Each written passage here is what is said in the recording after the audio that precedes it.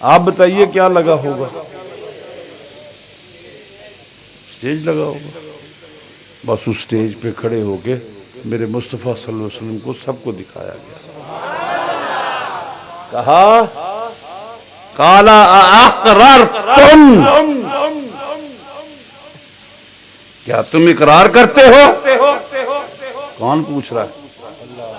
اللہ پوچھ رہا ہے. وَأَخَذْتُمْ عَلَى ذَلِكُمْ إِصْرِي،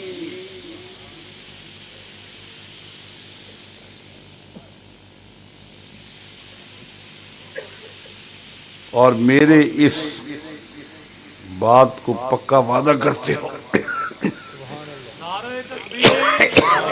قالوا، کہنے لگے اقررنا، ہم اقرار کرتے ہیں، ہم اقرار کرتے ہیں. قال فاشهد، بس ایک دوسرے پر گواہ ہو جاؤ. وانا معکم من الشاہدین، اور میں بھی تمہارے درمیان میں تم سب پر اس بات پہ گواہ ہوں. نبیو یہ نہ سوچنا کہ تم آپس میں گواہ ہو، میں بھی تم پر گواہ ہوں. میثاق ختم ہو گیا. حضرت ابراہیم علیہ السلام کو حکم ہوا گھر بناؤ. حضرت ابراہیم علیہ السلام، حضرت اسماعیل علیہ السلام گھر بنانے لگے.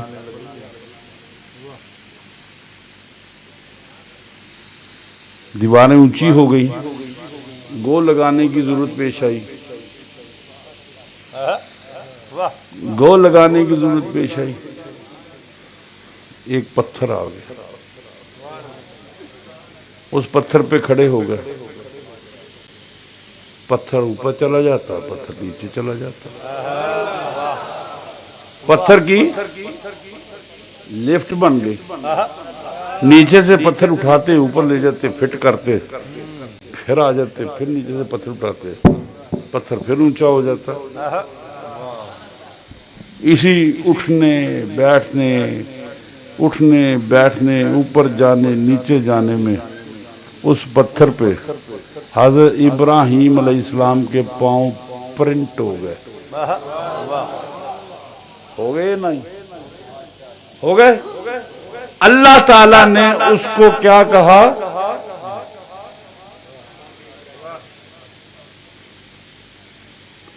کہ بس پکڑ لو مقام ابراہیم کو مصلی. وہ جہاں پتھر فٹ ہوا کعبے کے سامنے، وہ جگہ کیا کہلاتی ہے؟ بولیں. مقام ابراہیم.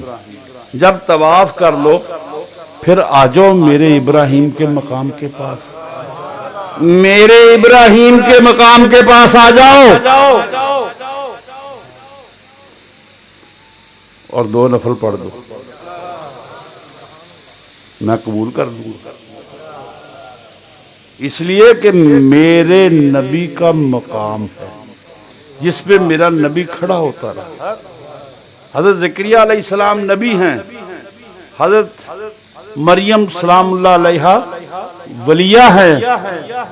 پھل آتے ہیں بے موسمی، پوچھتے ہیں کہ مریم تیرے کمرے کو، تیرے حجرے کو میں باہر سے تالا لگا کے جاتا ہوں، پھل کہاں سے آ جاتے ہیں؟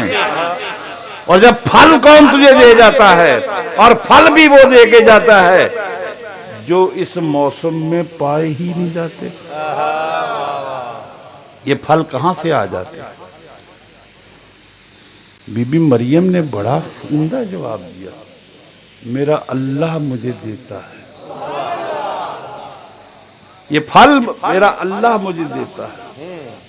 حضرت زکریا علیہ السلام بوڑھے ہو چکے ہیں، شیخ ہو چکے ہیں، بیوی ان کی بوڑھی ہو چکی ہے. دل میں خیال آتا ہے جو مریم کو بے موسمی پھل دے سکتا ہے وہ زکریا کو بے موسمی اولاد کیوں نہیں دے سکتا؟ اولاد کا بھی ایک موسم ہوتا ہے نا، جوانی میں ہوا کرتی ہے، 90 سال کی عمر میں اولاد کب ہوتی ہے؟ نہ عورت پیدا کرنے کے قابل رہتی ہے نہ مرد۔ زکریا علیہ السلام سوچتے ہیں، وہیں کھڑے ہو کر بی بی مریم سلام اللہ علیہ کے پاس اللہ سے دعا مانگتے ہیں۔ نبی ولیہ کے پاس کھڑا ہے، نبی ولیہ کے پاس کھڑا ہے اور اس کی نسبت سے دعا مانگ رہا ہے۔ کس سے؟ اللہ سے مانگ رہا ہے۔ اللہ سے، اللہ سے بولیے، کس سے مانگ رہا ہے؟ کس سے مانگ رہا ہے؟ کہا کہ مریم مجھے بچہ دے دے۔ بولیے، کہا کہ مریم مجھے بچہ دے دے۔ بچے کون دیتا ہے؟ رزق کون دیتا ہے؟ حاجت روا کون ہے؟ مشکل کشا کون ہے؟ لیکن یہ کمال یہ ہے کہ مشکل کشاؤں کا مشکل کشا جو ہے علی کو مشکل کشا بنا دیتا ہے۔ علی کو مشکل کشا بنا دیتا ہے۔ کمال اس کا یہ ہے کہ جو چیز منہ سے تھوک دی جائے وہ چیز گندگی ہو، لیکن کمال یہ ہے اس ذات کا کہ وہ جب تھوک مصطفیٰ کے منہ سے نکلتا ہے، اس کے محبوب سے منہ سے نکلتا ہے تو وہ باعث برکت ہو جاتا ہے، باعث برکت ہو جاتا ہے۔ بہت ساری مثالیں میں دے سکتا ہوں۔ تبوک میں چشمے کا چل پڑنا، مدینے کے کنویں کے کھارے پانی کا میٹھا ہو جانا، حضرت جابر کی بکری اور 1 سا جو کے آٹے کا 1000 بندے کے لیے کافی ہو جانا، حضرت علی کی آنکھوں کا رمد جو ہے، آنکھوں کی بیماری جو ہے وہ دور ہو جانا، وہ کس سے ہے؟ حضور کے لعاب دہن سے۔ ذرا آپ ایسا کیجئے، بیگم صاحب کے کچن میں جائیے، ہانڈی کو اٹھائیے اور اس میں تھوک دیجئے، کہا جی آج آپ سب نے یہ سالن کھانا۔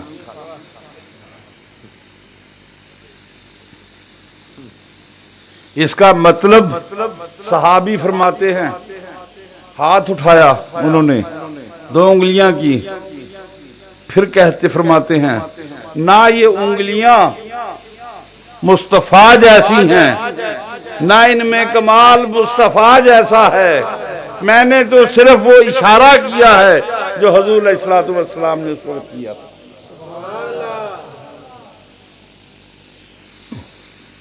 یہ ہاتھ، یہ انگلیاں حضور علیہ السلام جیسی نہیں ہیں۔ پیر شاہ صاحب لکھتے ہیں نا، انہوں اپنے ورگا تو آنکھیں بے ادب حدوں پر لا، دل شاد آنکھیں تینوں مصطفیٰ راضی کر لا، جے مصطفیٰ راضی راضی کدے خدا نہ۔ بات سمجھ میں آ رہی ہے کہ